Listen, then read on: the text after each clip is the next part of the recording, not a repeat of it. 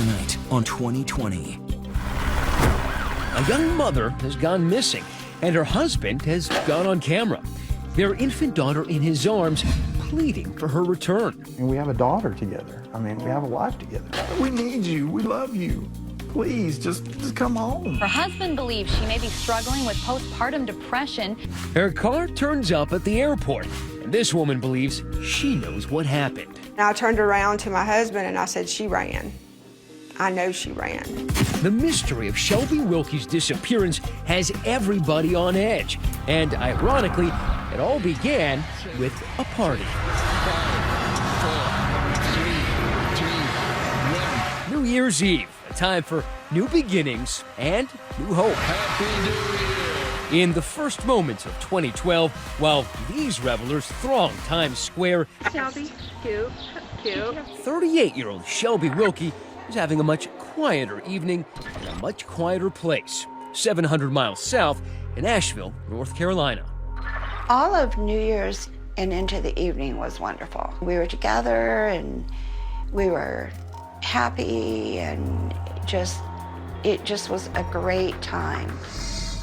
At the stroke of midnight, Shelby is at home with her husband Michael. That's them sharing a tender moment in this home video. They'd connected on an online dating site. He was tall, dark, and handsome. She was excited about this guy. He was a great catch, oh, right? Yeah, and I think she called him a Prince Charming at one time. She goes, it's like a Prince Charming. Look at all he does for me, you know, and he's great. A portrait of stability. Wilkie's held down the same job for 16 years in manufacturing. He owns a home, a regular guy who loves the Atlanta Falcons and fantasy football. Yeah, she goes, he's got to be a great guy. Got it. They live in this 2-bedroom ranch in a cul-de-sac on Moody Street, where Christmas has come early. Baby Sydney is born, the daughter Shelby had always wanted. Carried her everywhere, wanted to be with her, regretted really having to go to work. She missed her so much, and she just was in love with Sydney. She wanted to be married, she wanted a family. That was her whole goal in life. Shelby has met that goal and surpassed it. While building a family, she is also building a career. Asheville's Mix. Today's best variety. Mix 96.5. As a business manager at 96.5 Asheville Radio Group. Good morning. It's Tammy and Dax with you. What was she like as a business manager? She was very professional. She could be stern. She didn't take slack from anybody. She was a very strong person. Shelby's parents, Jan and Bill Sprouse, say she's been that way since she was in diapers. You knew she was in the room. A force of nature. Yes. Absolutely. Shelby liked to be in charge. Here she is leading the singing at her own birthday party. Happy birthday to you. Your parents describe your sister as the cruise director. Yeah, she kept things organized, kept things on task. She had everything set up, and all we had to do was show up, basically. Here's Thomas now. New Year's Day is a Sunday, and the Oregon Ducks are playing the Wisconsin Badgers in the Rose Bowl, while Jan Sprouse texts Shelby, checking in on her daughter and the new baby. I texted her and said, "Are you okay?" And a text came back, "Yes." It is the last time they will ever hear from her. Good evening. Welcome to 2020 Saturday. I'm Elizabeth Vargas. And I'm David Muir. As you just saw, that single word, that response to the text, yes, will come back to have a very ominous meaning tonight. Right here this evening, you're going to witness the all-out search, step by step, for a beloved daughter. What would cause her to leave her husband and baby, and even go so far as to set up an elaborate getaway plan? That question will finally get its chilling answer when the lights go off, literally. Once again, Matt Gutman. It is now 10:30 on Sunday night, and Shelby's mother has still heard nothing from her daughter but a deafening silence. Sunday and Monday, I was just calling, and I got into a panic of, why she wouldn't pick up. And it's just not like her, because I hear from her all the time. The swelling anxiety turns the minutes into hours. I couldn't get through to her cell phone anymore because it had been turned off. I had a very, very bad instinct that something had happened to Shelby. One of my coworkers walks into an office and she says, "Shelby's missing." I'm like, stop kidding around. She's not missing. She goes, "No, really. Her mom's been trying to get a hold of her and she says she can't reach her." Well, that's bizarre. Monday evening, still no word from Shelby. So Shelby's father and brother head over to the house on Moody Street to see what's up. I asked Michael if he knew where Shelby was, because we haven't heard from her all day, which is strange. But the day started normally, says Michael, who told them she drove to work that morning in her 2012 Ford Escape. So he picked up his cell phone and called for work, saying, "Yeah, I'm right here with Bill. He's in the driveway looking for you." "Hey, honey, it's me. I'm standing in the yard with Bill, and people's trying to get hold of you, and you're not returning any calls and stuff. Just call somebody back and let somebody know something. Okay? I love you, honey." Actually, he left a series of messages himself on her office voicemail. "Hey, honey, it's me. I can't wait to see you later. Love you, babe. Bye. Hey, honey, it's me. I was just calling to say how your day was going. I hadn't heard from you." He also called his buddy, Mark McMinn. He just said that she'd run off and left, that she just went to work and didn't come back home. After 2 more hours of radio silence, Bill makes a call of his own. Henderson County 911. Yes, ma'am. My daughter's been missing since noon yesterday. Shelby's car is gone, as is the Tiffany bracelet her mother recently gave her. She never left home without it. We were all out looking. I mean, just didn't know what else to do. Henderson County authorities are searching for a woman who left home early yesterday morning and hasn't been seen since. Of course, the vanishing of Shelby Wilkie causes the cops to consider foul play. That's where Detective Sonia Matthews enters the picture. This was a true missing persons case, and my gut just said, no, this is really serious. How are you feeling? You don't have to have seen the hit movie Gone Girl to know that when a wife goes missing, the cops' first questions are for the husband. We understand there are concerns about your wife. I don't know where my wife is. The patrol officer came here to check things out. They didn't see anything. Right. Michael Wilkie invites the officers into the house. And then we asked him, do you mind if we look around? And he was fine with it. He said, absolutely, no problem. He answers all of their questions. Little Sydney was sitting on the coffee table in her car seat, and he invited us to sit down and talk to him right here in the front room. I remember he took little Sydney out and was holding her. Behavior in keeping with his reputation as a down-to-earth mountain man. He didn't drink, he didn't smoke, he didn't swear. Like a good old country boy. Yeah. That had been here his whole life. That's why the Sprouse embraced their new son-in-law. Here's the clan in happier times, opening presents on Christmas Day. Perfect. I love it. Some stuff in here. Family, husband, job, baby. If Shelby Wilkie has it all right here in Asheville, then where has she gone? Michael now goes on TV, desperate for answers. Just like in Gone Girl, he's the Ben Affleck pleading for his Rosamund Pike to come home. I love my wife so much. We have a daughter together. I mean, we have a life together. I mean, Just want her to come home. We need you. We love you. Please, just come home. Michael suggests the new mom had emotional problems after giving birth. Her husband believes she may be struggling with postpartum depression. As Detective Matthews works the case, she learns that the mystery's first clues are to be found in moments not captured on home video. Probably a mess here. When they come to light, they reveal a young mother who made a secret New Year's resolution, and another woman convinced she knows why this girl had gone. And I turned around to my husband and I said, she ran. I know she ran. Stay with us.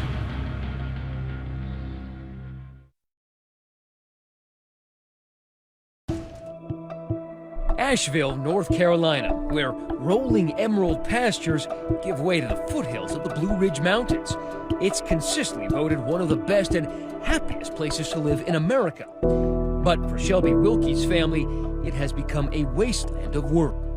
Well, they want some answers regarding where Shelby Wilkie was headed. Sheriff's detectives believe Wilkie left her house at 7 a.m. We were all out with flyers, and it was a picture of Shelby and Sydney, and, you know, can you help me find my mommy? It was really hard on everybody. I mean, we all started to get really worried.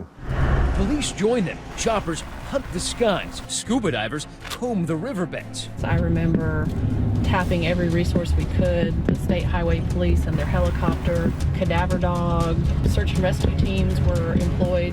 The results? Nothing. They say they need some leads to help find her. Local news stations, including our affiliate WLOS, elicit tips from the public. Sightings of a brunette woman at the wheel of a black Ford Escape. A similar vehicle parked in front of this pawn shop. A woman matching Shelby's description in the checkout line at Walmart. We took all of them serious and we investigated all of them. 4 p.m. Wednesday, January 4th. 2 days after Shelby is reported missing, the black Escape is found in the parking lot of the J&S cafeteria across the road from the Asheville Regional Airport. 90 miles away in this woman's head, an alarm bell starts blaring. Shelby's on the run. They said that she might have flown out of the airport. So I think, oh, well, she really got away. Amanda Casey was Michael Wilkie's wife before Shelby. That marriage had produced a beautiful daughter and plenty of happy memories. You guys got dressed up. He was a Confederate officer. You were a Southern belle. Looks like fun. It was. Did you guys have laughs while you were doing this? Sure. So you had a good sense of humor. Definitely. Very charismatic. But like the Confederacy, Amanda's marriage eventually became a lost cause. Because he was so good at masking. It was like Jekyll and Hyde, two personalities, and you didn't know which one you would get. How nice was the Dr. Jekyll? Very nice. And the Mr. Hyde? Terrible. Not somebody you'd want to meet. You guys had a pretty big argument when you were pregnant with a daughter you had with him. Mm-hmm. The argument escalated, and he was physically abusive. What does that mean, physically abusive? He grabbed me around my throat and slung me around our bedroom, and my shoulder went through and made that hole in the sheetrock in the bedroom. She never filed charges, and she says the psychological abuse left a far bigger dent. So one night, she decided to flee, even though it meant leaving her 3-year-old daughter behind. The only way that you thought you could actually get away was if you didn't take your daughter. That must have been a gut-wrenching decision. I had determined that I would let the court system take care of that and get her back that way. Years later, Amanda learned that Michael was with Shelby. Did you wonder if she knew what you knew about this dark side? I had hoped, I always try to think positive, and I had hoped that things had changed. Well, the wife had changed, but the husband, unfortunately, well, he was pretty much the same. Though Michael had presented himself as a gentle dog lover in his online dating profile, his more unattractive personality traits were revealed in this restraining order filed by Shelby just 2 weeks into their marriage. Shelby said Michael attempted to restrain me from leaving for work, tried to forcibly remove my wedding rings from my finger, broke my fingernail, door of car, and scratched my arm. So she was beginning to see after marriage things that she had not seen before. Still, Shelby immediately dropped the charges and kept the abuse a secret. Why did she go back? Because Shelby was a very loving, believing, trusting person. He had an ability to cry and to beg and to, I love you, this was a mistake. And so he could turn his emotions on a dime. Yes. Oh, completely. Just a very master at manipulation. Months into the marriage, the mood on Moody Street was growing grimmer by the day. The Wilkie home was becoming Shelby's 2-bedroom hell. They fought about what everybody fights about, money. He wanted to split the check with her when they went out to dinner as a married couple. Yes. She had to pay half of his house payment, half of the utility bills. Shelby hid the worst from her parents, but there were some things no amount of cover-up could hide. And I said, where did you get the bruises on your neck? And she said, Michael and I got in a fight, and he grabbed me, and he leaned me over a table. I think I passed out. Why didn't you call somebody? She goes, well, you know, I'm okay. He didn't mean to. In truth, Shelby was far from okay, and 6 months into the marriage, she called the cops again. The warrant says Shelby had bruises and cuts on her face and hands. Michael grabbed her and threw her down when she reached for an alarm keypad. This time, Michael was charged with assault. He avoided jail time by agreeing to attend anger management classes at Mainstay, a domestic violence prevention agency. 8 months later, they welcomed a new life, their daughter Sydney, and Shelby hoped a new start. But just 11 days after the birth, another call to police. This time the tables have turned. It's Michael complaining about Shelby. 911. Yes, I was wondering if you could send someone here. My wife is drinking and she's acting crazy. I just want you to take and just get her out here. Shelby, you trying to say I've been drinking? You have been drinking. There's an empty bottle of champagne in the garbage. Michael, I'm headed that way, okay? Yes, please hurry. Is this a sign of postpartum depression or just a fight? In any event, Shelby goes to attorney Greg Newman to draw up a separation agreement. There was a plan to move her to an undisclosed home, and they were going to do this around the first of the year. Shelby even rents this secret safe house and prepares to disappear when Michael is at work. Then a couple of months before the vanishing, she makes a cryptic phone call to, of all people, Michael's ex, Amanda. And she said, I just want to ask you some things about Michael. Is that okay? And I said, Shelby, if there's anybody that knows what you're going through, it's me. And I said, I can't talk to you right now. I've got an appointment I've got to get to. But I said, please call me back. I literally slept with my cell phone. That next call never comes. The next time Amanda hears Shelby's name, it is on the TV news. 38-year-old Shelby Wilkie is a new mother. And her ex-husband's teary plea for Shelby to come on home. We need you. We love you. Please, just come home. And I just sat there and looked. Did you think maybe she got away? Maybe she finally did it. Amanda is convinced that history has repeated itself. Michael Wilkie's abuse has driven another wife to flee at any cost, even if it means leaving a child behind. And I turned around to my husband and I said, she ran. I know she ran. But Shelby hasn't turned up at that safe house or anywhere else for that matter. And now, Shelby's family and Detective Matthews see something scarier. Take another look at Michael's weepy press conference. Just wanted to come home. Do you see what they see? Stay with us.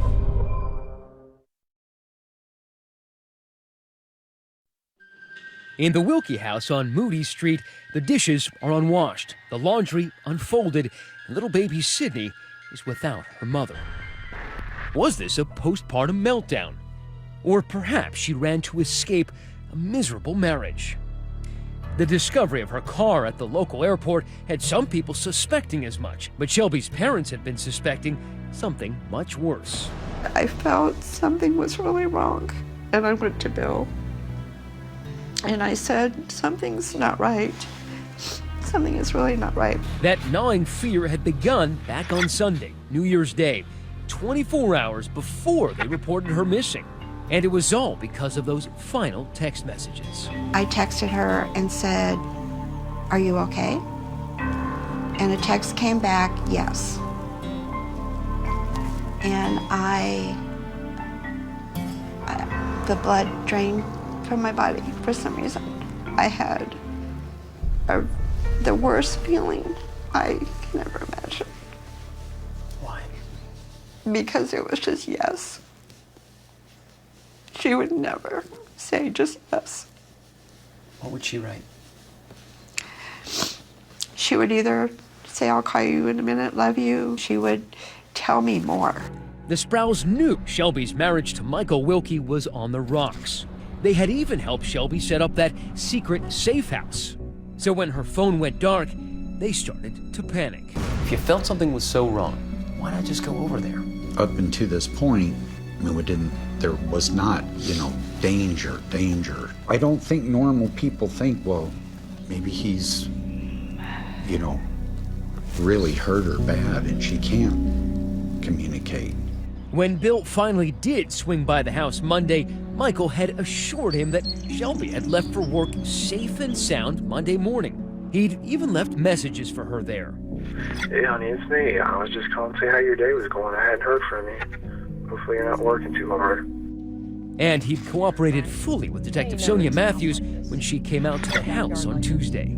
So it was just about noon when you drove down this street for the first time? Yes. Did you see anything suspicious? No. So you walked up here, he answered the door. He said, sure, come right on in. Again, Michael's attitude is that of a bereft husband, the guy who wept on TV, baby Sydney in his arms. Just want her to come home. But the detectives couldn't help but notice what the camera also did. Those scratch marks on Michael's face. We see what appears to be scratch marks around his eyes and on his cheek. And it's indicative of a struggle, maybe. Quite possibly. It's just too suspicious. So the cops comb the house, looking for anything incriminating.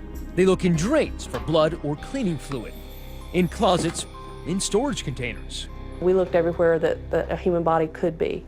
We didn't see anything suspicious. But now the detective is starting to think Michael's relationship with the truth is as troubled as his relationship with Shelby. For starters, his story about Shelby going to work on Monday, that was January 2nd, the New Year's holiday.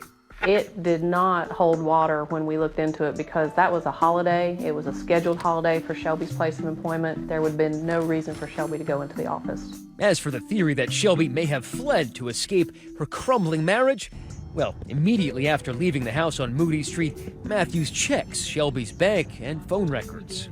There had been absolutely no activity on her cell phone since Sunday evening, and there had been no other activity on her bank account. That tells us she really didn't plan on doing anything because she hadn't prepared for it or had the means to travel anywhere. And while it's true that Shelby's Ford Escape is found Wednesday near the airport, police also find this. After we observed what we thought was Shelby's car turn into the parking lot, within approximately a minute's time, we see this figure continue to walk purposefully. That figure is impossible to identify, but it sure isn't Shelby. We picked up a different camera. We see them approach the side of the taxi and get into the last taxi in the row. That taxi leaves and exits the airport. Michael voluntarily accepts a request to come in for a polygraph. He fails miserably. I could not give Michael a grade on his polygraph, but I would say that based on the fact that he showed clear signs of deception when he took the polygraph, we knew that he was hiding something from us. And yet, when a cadaver dog sniffs through Shelby's car and Michael's truck, nothing. There's still no sign of the missing mom, dead or alive. At that time, we did not find anything significant. By Wednesday afternoon, the team is back at the Wilkie home with a search warrant and, again, mirroring the movie Gone Girl. Because our guys did a luminol test, and I'm sorry to tell you, but that kitchen lit up. They brought luminol, the chemical solution which can detect the presence of blood even after it's been cleaned up. When you turned out the lights, you sprayed everything with luminol, what did you see here? About right in here, there was actually the silhouette of a human body slumped against the wall, and you could see the knees, you could see the hips, you could see the shoulders, you could see the head, and it just looked like a human body that had slumped as if in death. It is the eureka moment of the investigation. Did that affect you, seeing that silhouette of a body slumped against the wall here? It was shocking. I think what affected me even more than seeing it was the reaction of seasoned SBI agents that were in the room. They were shocked as well. It's just something nobody had ever seen before. And by Thursday, cops still haven't found Shelby Wilkie, but they sure have more questions for Michael Wilkie. He had done something with her, and our goal at that point was to try to figure out exactly what he did. When we come back, I mean, honestly, I don't know. Michael Wilkie in the box and on the hot seat, turning on the waterworks once again. And you're not the only one we're looking at, okay?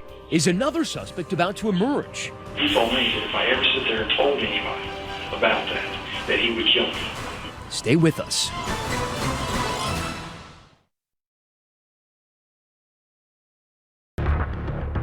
Three days of investigation, Shelby Wilkie is still missing. Detectives sure suspect Michael Wilkie murdered her, but there's no body, and they aren't ready to arrest him. So now comes the moment of truth. First of all, thanks for coming in and chatting with me. At 4:11 in the afternoon, Thursday, January 5th, Michael Wilkie volunteers to come into the Henderson County Sheriff's Office and submit to what will be about 6 hours of questioning from Sergeant Andrew Anderson. He's a master interrogator. He wanted to be there, it seemed like, and he was ready to talk. Up to now, Wilkie has been so cooperative. Maybe he really is innocent. Or is he just convinced he can talk his way out of the quicksand. Legal analyst Nancy Grace has studied the case. Michael Wilkie is painting himself into a corner with his own words, okay? Are you a baseball fan? I'm a Braves fan. Good, man, I'm a freak. The interrogation begins with some ice-breaking small talk. But I absolutely love the Atlanta Braves. I've been a baseball fan and a Braves fan all my life. I was creating a bond with him. I wanted him to feel comfortable enough to me to be able to tell the truth about what happened to his wife. Obviously, we need to find your wife. I know that. There's no doubt we need to find her. Detective Sonia Matthews is watching from down the hall as Anderson reveals to Wilkie the cops have pretty much eliminated the runaway theory. Her cell phone is ended on January 1st. What do we mean ended? There's no activity. There's been no activity with her 3 bank accounts that we know of. Found her car. Haven't found her. Doesn't look good. But he assures Wilkie he's not the only suspect. You're not the only one we're looking at, okay? And so Wilkie immediately offers up someone else. Trying to be mean or anything. Did you know about her mom's problem? No. Tell me about her mom. He thinks if he can just keep talking, he can outwit everybody. He starts pointing the finger at her own parents. He claims Jan had some legal trouble and that Bill demanded that he keep his mouth shut. He told me that if I ever sit there and told anybody about that he would kill me. So her dad threatened you? Yeah. The parents say it was absurd to suggest they threatened Michael. He's trying to pass the blame to someone else, and I'll let him do that. But Anderson returns the focus to Wilkie, zeroing in now on that key question everyone wanted answered. How did he get those scratches on his face? This is a hallway. The master bedroom's back in this area, and there's like a half bath. They go through New Year's Day hour by hour, drawing where Shelby and Michael were in the house, and slowly Anderson gets Wilkie to abandon that theory that Shelby ran off. Well, it actually started in the kitchen. Wilkie begins describing an argument in that kitchen that moves to the bathroom and then to the bedroom. He admits to a physical altercation. He admitted to that. First, Wilkie says Shelby hit him. What did she do? I mean, you're showing me with your hands. Show me what she did. Like she's trying to claw my eye. And that's how you got the scratches and the one on the side? But there's more. Anderson extracting the truth like sap from a North Carolina maple. For the first time, Wilkie admits he hit Shelby. I mean, I pushed her back, and I'm just kind of like, okay, stop. She's like, oh, I think my nose is bleeding. When people start admitting things such as she had a bloody nose, they feel like they're not incriminating themselves, but you know the truth. The closer to the truth, the more emotional Wilkie gets. Just let it go. Just let it go.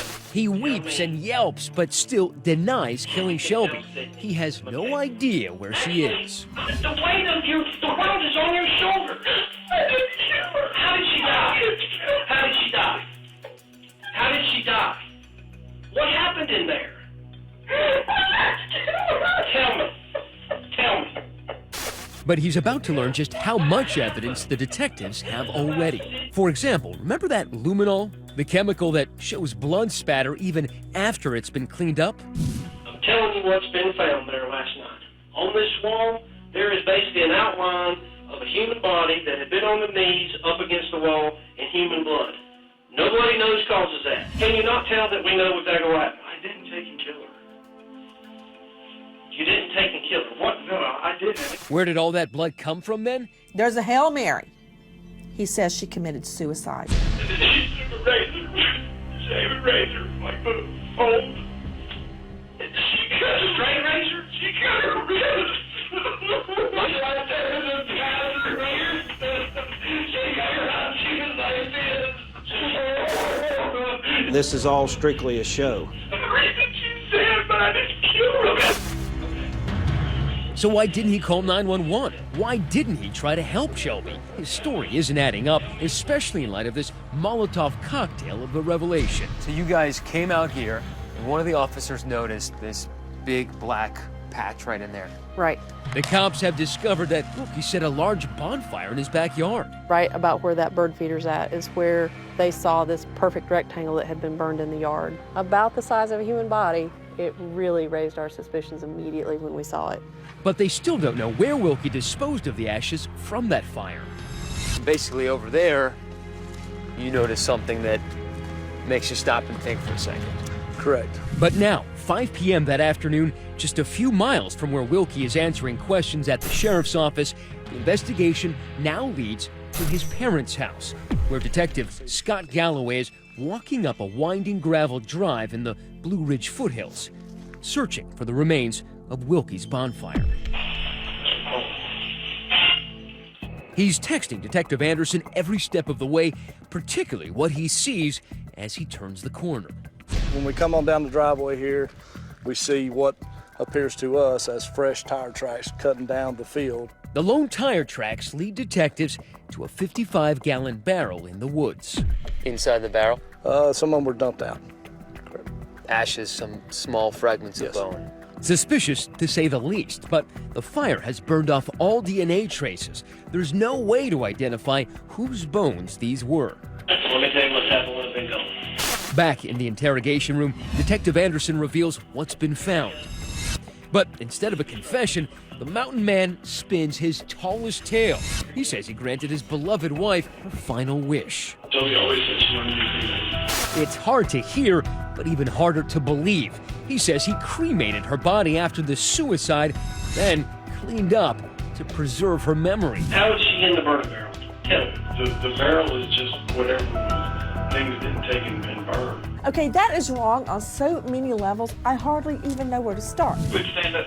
His Oscar-worthy performance is rewarded with twin bracelets. What it says?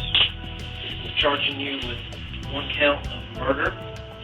9 p.m. Thursday night, 4 days after his wife Shelby vanishes, Michael Wilkie is arrested and cuffed. But this case is no layup. There was no body. We had, no murder weapon. We really don't know how the homicide occurred. What would a jury make of all this at trial? Is that why Michael Wilkie is smiling, even giving the thumbs up after the verdict? Stay with us.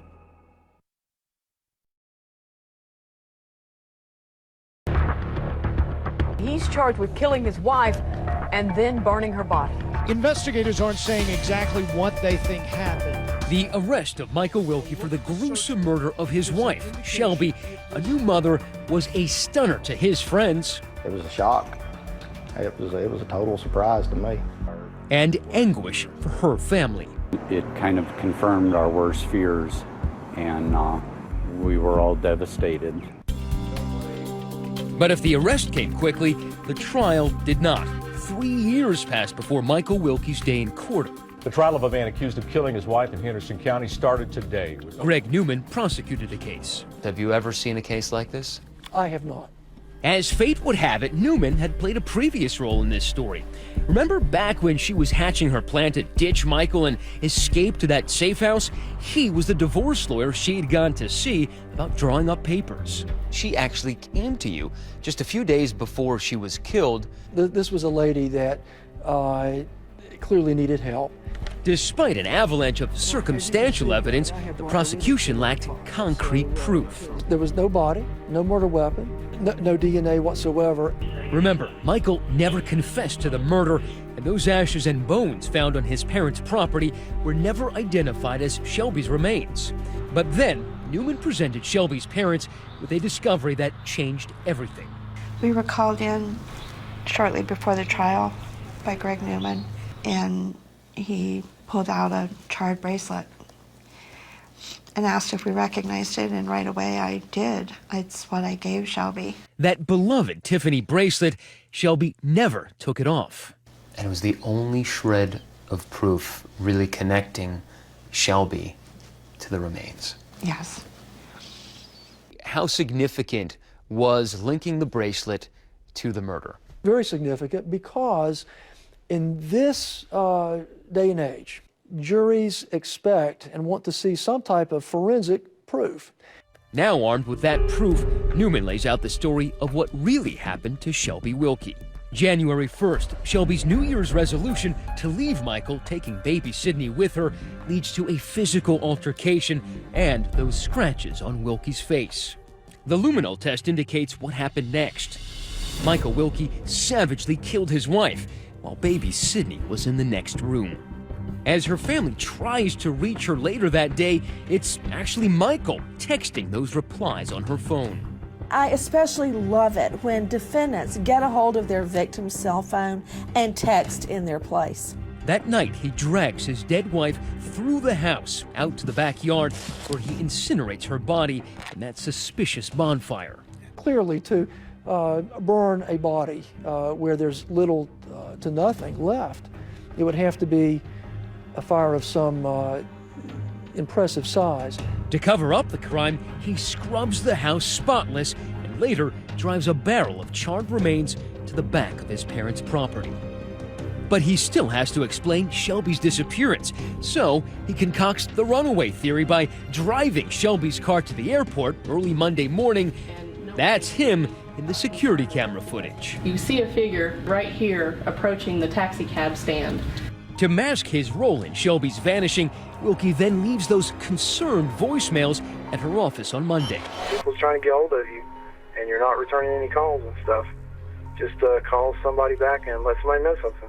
The performance capped off by those crocodile tears shed for the TV cameras that Wednesday. Baby Sydney front and center, Wilkie pushes the runaway theory on the public. If she doesn't feel like taking and reaching out to somebody, you know, then nobody can help her if there's something going on. When you look at the clip of Wilkie begging for his wife's safe return, and you see his hands on her little baby, Sydney, to think those murderous hands holding that little baby, it made my skin crawl. As for the defense's case, Wilkie's lawyer stuck to the improbable story that Wilkie had tried to sell during his interrogation after the cops had literally reduced the runaway theory to ashes. Shelby committed suicide. The jury's judgment was swift and sure. They returned with a verdict in just 32 minutes, finding Michael Wilkie guilty of first-degree murder. Michael Wilkie was sentenced to life without parole. And then Michael Wilkie does something inexplicable. He gives the thumbs-up sign as he goes off to spend the rest of his life in prison. We felt very satisfied to get this conviction. We felt that we had achieved justice for Shelby, and that we brought some measure of closure for this really wonderful family. There was a feeling of joy and happiness that he was going to spend the rest of his life in prison. The family has now focused on the welfare of little Sydney, inspired by